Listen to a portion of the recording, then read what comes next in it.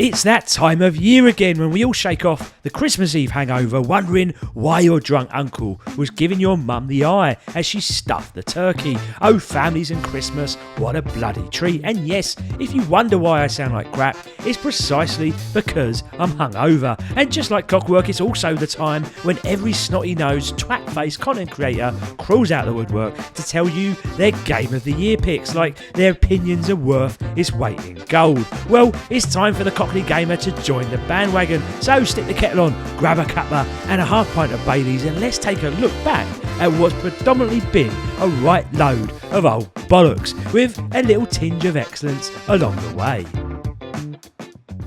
So, a few guardrails for this list. First off, this is a PC first gaming channel, so you won't find any console exclusives here. Yes, I've played Astro Bot, yes, it's bloody brilliant and probably deserves its Game of the Year from all those elitist award shows, but it's not making the cut here. With that, due to time constraints, there are games that are listed that I've played but may not feature in a review on this channel. It is my intention to get these out to you in the coming weeks. Secondly, and this one's probably going to get some of you proper wound up, I'm not including expansions. Elden Ring Urchery, top tier stuff. Diablo 4 Vessels of Hatred, absolute banger, but for me, expansions are a slippery slope. It's like we're letting these bite-sized chunks of content be blown up into full-blown games, and frankly, it's taking the piss. Plus, when expansions start winning Game of the Year, it's just papering over the cracks of what's been a proper shoddy state of gaming, especially in 2024. I said it back in August, this year is looking like a proper shit show for games, and as of now, I still feel the same way. Lastly, games not in their 1.0 release ain't making the cut either. Hades 2, pure bliss it is, but it's still in early access, so it's sitting out my list. So with that out of the way, let's all join in for the biggest mass debate of the year.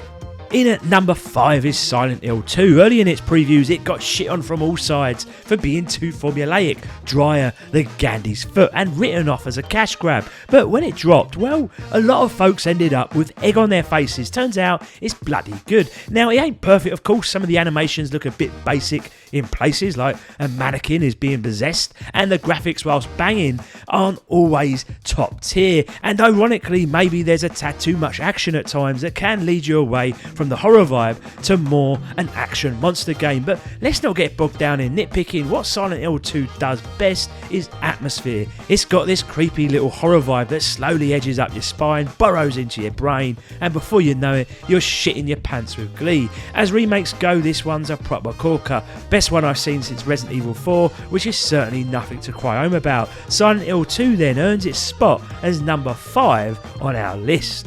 Number 4 on the list summed up gaming in 2024 perfectly, as if some dodgy Thai massage where we grimace through some rough action to get rewarded with a happy ending. And what a happy ending it was to the year, with Indiana Jones and the Great Circle rounding it out with a brilliant and authentic offering that proved there's still life in the good old movie game tie-in. Yes, it's a proper looker with some jaw-dropping visuals at times, which ran well on all types of systems to boot. The sound, one of the best of the year, hands down, bolstered by some of the best voice acting that I've heard in ages. The story's more than solid, and everything here drips and oozes with that Indiana style, making it feel like a proper film installment in its own right. It's not without its faults, of course. It leans a bit too heavy on the stealth side of things, and sometimes it doesn't quite match the action-packed feel of the movies, and the enemy AI dumb as a bag of hammers, with the gameplay becoming almost too predictable in the latter third. But despite these niggles, the Great Circle delivers a cracking experience. For many of you, it'll be your game of the year,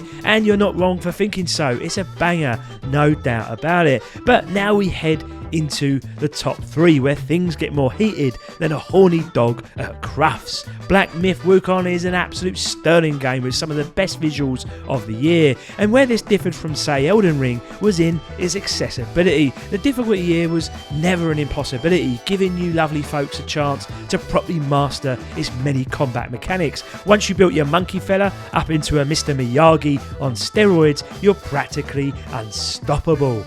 The boss battles, memorable as hell, the story and lore, wonderfully woven into immersive environments, and the soundtrack, it will leave you weak at the knees. Absolute chef's kiss all around. Now, my biggest criticism is open world ain't all that open. Every time you think you've got a bit of self-exploration going, bam, invisible wall hits you square in the monkey chops. It's a shame really, because the game practically begs you to poke around every nook and cranny. With no map or compass, it hopes that you'll work it out yourself, and when you toss in the convoluted fast travel, it's enough to make you groan. But Jesus on a stick, even with those gripes, the game's still one of the best to come out of 2024 and should be in everyone's Steam library.